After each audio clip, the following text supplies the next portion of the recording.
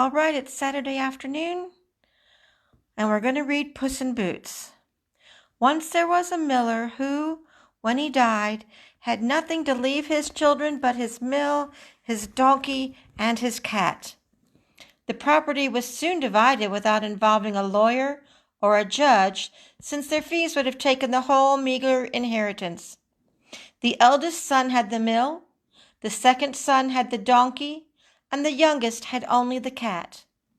The third son was not happy with such a small inheritance.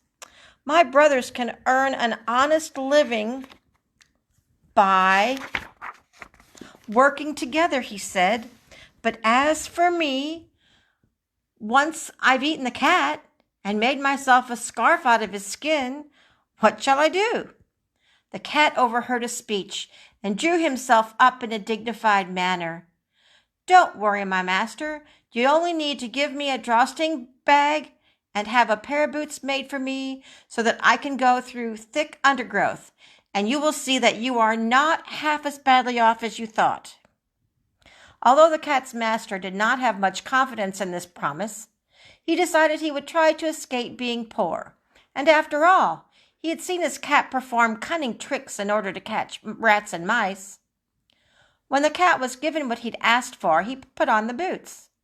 Then he put some grain and lettuce in the bag, slung the bag over his shoulder, and set off for a den where he knew there was a large number of rabbits. There he stretched out on the ground as if he were dead and waited for some young, innocent rabbit to go into his bag to eat the bait. He'd no sooner laid down when his plan worked. A young rabbit was tempted into the bag, where the clever cat trapped it immediately, pulling the drawstrings. Very proud of his catch, he went to the palace to seek an audience with the king. He was taken to his majesty's room, where he bowed deeply and said, "Majesty, here is a wild rabbit I am commanded to present to you in the name of the Marquis de Carabas." This was the name he'd made up for his master. "Tell your master that I am very pleased and that I thank him," replied the king. A few days later, the cat hid in a wheat field and set his trap again. When two partridges wandered into the bag, he pulled the strings and caught them both. Then he went to the king as he had done with the wild rabbit. The king accepted the two partridges with great pleasure and gave the cat something to drink. The cat continued in this way for 2 or 3 months, visiting the king from time to time to take his game, supposedly from the master's hunting. One day, when he heard that the king was going for a drive along the river bank with his daughter, the most beautiful princess in the world, the cat said to his master, "If you would follow my lead..."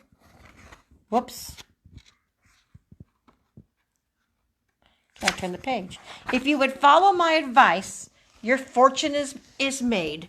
You only have to bathe in the river at the place I show you, and then let me do the rest." The young man did what the cat advised him, although he wondered what good it would do him. While he was bathing, the king passed by, and the cat started to shout at the top of his voice, "Help! Help! My master, the Marquis de Carabas, is drowning here." When the king heard this cry, he put his head out of the carriage window and recognized the cat who had brought him game so many times. He ordered his guards to rescue the Marquis. While the poor young man was being pulled out of the river, the cat approached the carriage and told the king that some wicked thieves had stolen his master's clothes. The cat had, in fact, hidden them under a big stone. The king immediately ordered his master of the wardrobe to pick out one of the most beautiful suits for the Marquis de Carabas. The king paid the young man a lot of attention, and the beautiful clothes that were given to him emphasized his handsome face and figure. So here's a picture of the cat and his master, who he told him to go take a bath in the water.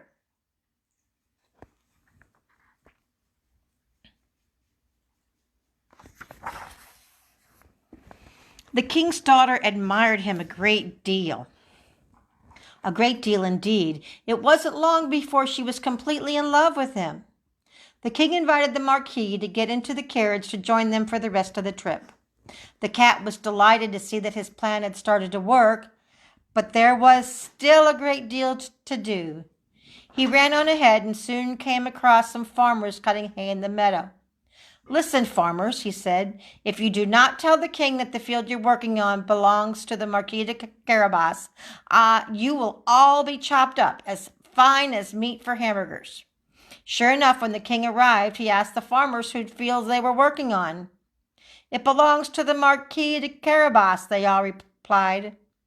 "You have a considerable inheritance there," said the king to the Marquis. "As you see, Majesty, it is a meadow which provides for an abundant crop every single year," answered the young man. Although he had been truly astonished by their words, the ingenuous cat, still walking ahead, next encountered some harvesters.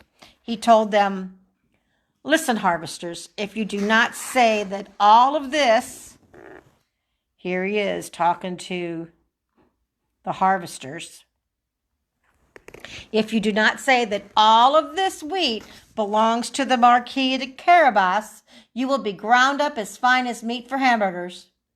The king, who passed by a moment later, asked to whom all the wheat belonged. "It belongs to the Marquis de Carabas," answered the harvesters, and the king was even more delighted with the young man.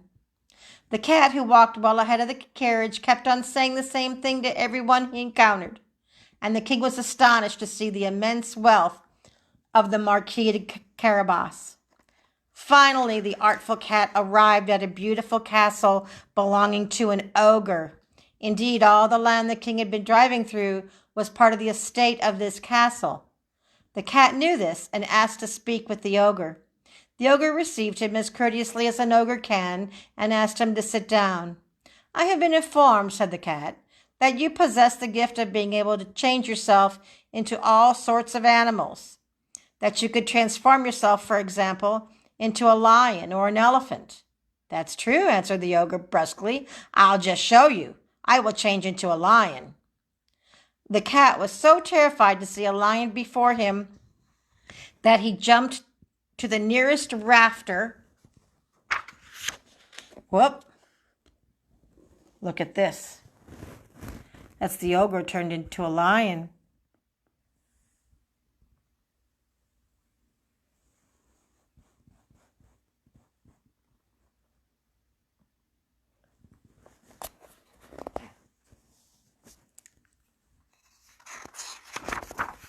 He jumped to the nearest rafter and the safety of the roof. But the boots he was wearing made it difficult and dangerous. When the ogre had changed back again, he came down and licked his ruffled fur. "I've also been informed," continued the cat, "that you also have the power to take the form of smaller animals. For example, that you can change yourself into a rat or a mouse. I find this almost impossible to believe."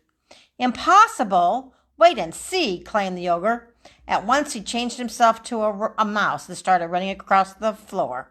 The cat no sooner saw the mouse than he pounced, caught, and ate it. In the meantime, the king had arrived at the ogre's castle and wanted to call on the owner. Hearing the sound of the carriage rumbling across the drawbridge, the cat ran toward it and said to the king, "Your Majesty, welcome to the castle of the Marquis de Carabas." "What? Monsieur le Marquis!" cried the king. "This castle also belongs to you? I have never seen anything more beautiful than this courtyard and all the buildings around it. Please, let us see inside, please."